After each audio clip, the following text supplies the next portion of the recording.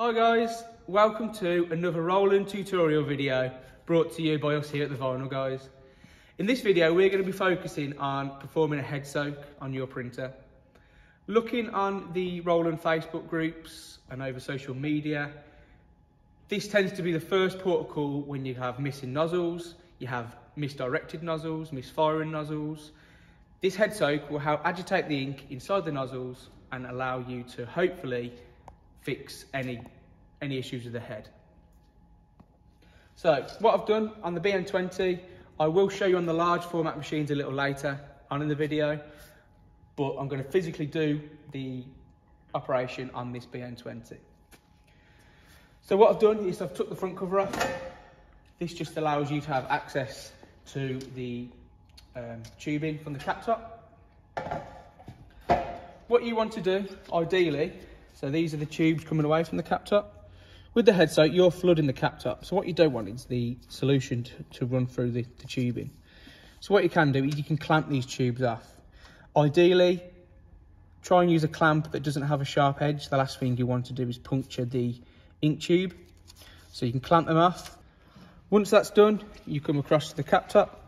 And like I said, we're going to be flooding that cap top to then dock the head and do a head soak. So what we use is the Roland cleaning solution. You can use a syringe, you can use a pipette, or you can just tip the solution into the lid. And all we're doing is gently flooding the cap top with cleaning solution. At that point, because the tube's already clamped off, cleaning solution sits on the surface of the cap top. And then we can push the head to the right hand side, and all you're doing is clipping it into place. Ideally, you do this head soak with the machine turned off.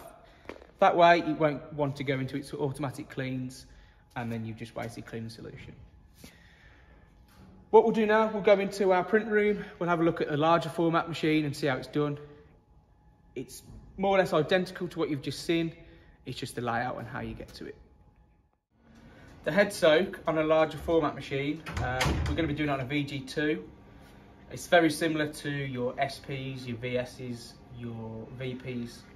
So if you take a look, I've taken the front cover off so you have access to the cap tops. Again, like you saw on the BN20, it's very, very similar. So you'll have the tubes coming away from the cap top.